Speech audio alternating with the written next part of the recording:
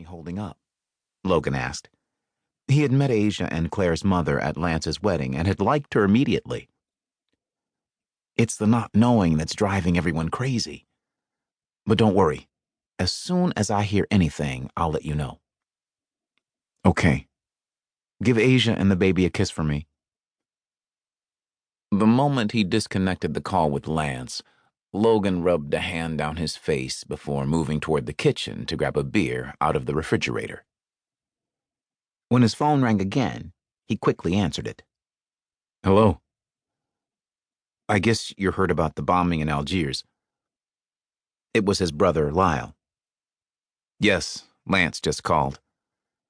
He then relayed what Lance had told him about Asia talking to Claire earlier and her plans to go to that restaurant for dinner with friends. "Let's hope she changed her mind or hadn't arrived yet," Lyle said softly.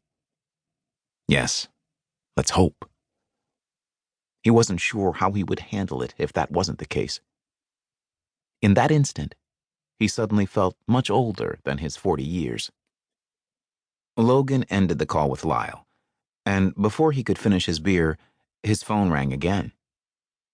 In the next few minutes, he got calls from his father, Jeremiah, and sister Carrie, who both lived in Gary, Indiana.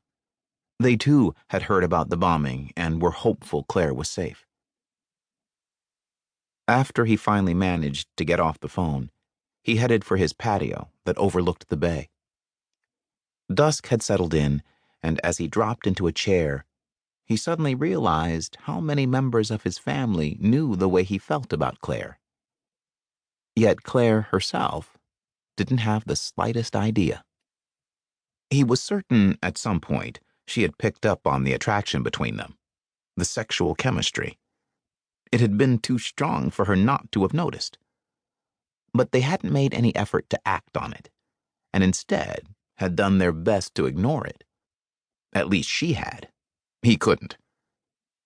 Because he'd known her career goals and her plans not to return to the United States to live on a permanent basis for at least a couple more years, he had been content to wait for her. For one thing, he wasn't cut out for a long-distance relationship, which was all she could have offered him, if she was interested at all. Besides, if he was honest with himself, he'd have to admit he was enjoying his freedom. This was the first time in 10 years that he didn't have to worry about anyone but himself. When she'd been 18, Carrie had moved in with him and had remained for 8 years. Even while attending the local university, she had preferred living at home instead of in the dormitory or an apartment. The arrangement had suited them both fine. Carrie had needed him to extend his older brother role, and he hadn't been in any hurry to relinquish it. Now Carrie was happily married to Connor and living in Gary near their father, and she and Connor were expecting their first baby. He thought about his younger brothers, Lyle and Lance. Like him, Lyle had chosen a career in medicine. Logan himself was a plastic surgeon, while Lyle, who lived in Texas with his wife Monique, was a heart specialist. Lance, though, had taken a different path.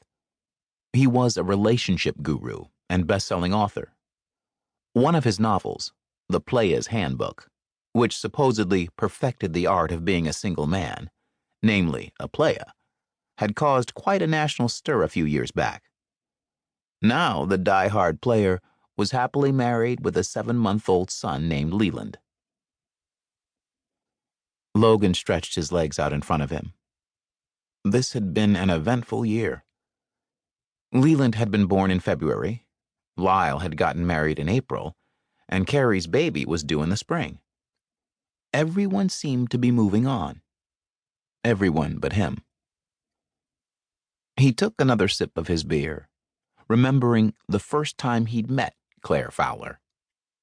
It was after Lance and Asia's turbulent love affair, which finally ended in marriage. Logan and Claire had met at the rehearsal dinner on Paradise, the island where the wedding had taken place. In a way, he'd known before meeting Claire that he would like her, mainly because she had been instrumental in helping Lance win over Asia. He'd figured if a woman like Asia